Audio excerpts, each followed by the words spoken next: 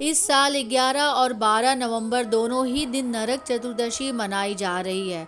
इसे हम छोटी दीपावली और रूप चौदस के नाम से भी जानते हैं। नरक चतुर्दशी के दिन यमराज के नाम से एक दीपक जरूर जलाएं और द्वीप को दक्षिण दिशा में ही रखें। मान्यता है कि यम के नाम का यह दीपक जलाने से सारे पाप धुल जाते हैं। पौराणिक कथा के अनुसार नरक चतुर्दशी के दिन ही भगवान श्री कृष्ण ने अपनी पत्नी सत्यभामा की मदद से नरकासुर का संहार किया था। नरकासुर का वध कर भगवान श्री कृष्ण ने देवताओं की रक्षा की थी, इसलिए इस दिन कान्हा की पूजा भी की जाती है। मान्यता है कि इस दिन साय काल में यमराज के निमित्त दीपदान करने से मृत्यु का भय भी नहीं होता और नरक से मुक्ति मिलती है। नरकासुर सभी देवताओं और संतों को अपने अत्याचारों से बहुत ज़्यादा परेशान करता था। यहाँ तक कि उसने 16,100 अविवाहित कन्याओं को बंदी बनाकर रखा था और अपने कारागार में उन लोगों को बंद कर दिया था।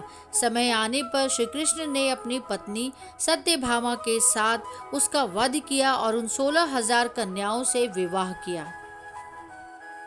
हालांकि ये भी कहा जाता है कि भगवान श्री कृष्ण ने उन सभी कन्याओं को आश्रय दिया और द्वारिका लेकर के आए। 16,100 कन्याओं को बंदी बनाकर रखे जाने के कारण कोई भी उनको स्वीकार करने के लिए तैयार नहीं था, तो इस वजह से भगवान श्री कृष्ण ने उनको आश्रय दिया, उनको रहने खाने से सभी चीज़ों की सुख सुविधा द्वारका में दी। इस वजह से वो सभी कन्याएं भगवान श्री कृष्ण को अपना पति मानने लगी, लेकिन भगवान श्री कृष्ण उनको इस नज़र से नहीं देखते थे। भगवान श्री कृष्ण ने कार्तिक मास के कृष्ण पक्ष की चतुर्दशी को नरकासुर का वध किया था। इसी दिन की याद में दीपावली के ठीक एक दिन पूर्व नरक चतुर्दशी मनाई जाने लगी। ज्योतिष शास्त्र में नरक चतुर्दशी से जुड़े बहुत सारे उपाय हैं। इसमें से एक उपाय घर के बड़े बुजुर्गों से जुड़ा हुआ है।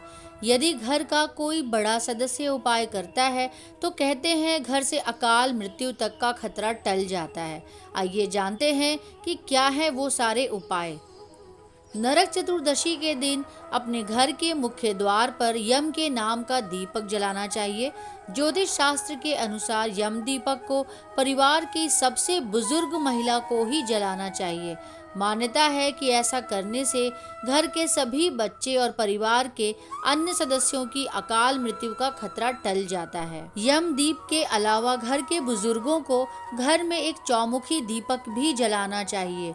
इसे जलाने के बाद घर के हर कोने में इसे घुमाते हुए हर संकट से मुक्ति की प्रार्थना करें। इसके बाद इस दीपक को घर से कहीं दूर स्थान पर जाकर रखाएं। यदि आप यह उपाय करते हैं तो आपके घर से अकाल मृत्यु का संकट टल जाता है। यम दीप जलाते समय कुछ बातों का हमें ख्याल भी रखना चाहिए। नरक चतुर्दशी या छोटी दिवाली के दिन गोधूली बेला में यम दीपक को घर के बड़े सदस्य को जलाना चाहिए। जब यह दीपक जल जाए तो इसके आसपास कोई भी न जाए, इस बात का ख्याल रखें।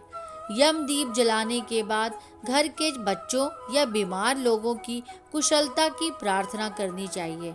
वहीं जब तक दीपक विदा यानी समाप्त न हो जाए तब तक उसी स्थान पर बैठें, दीपक को अकेला न छोड़ें।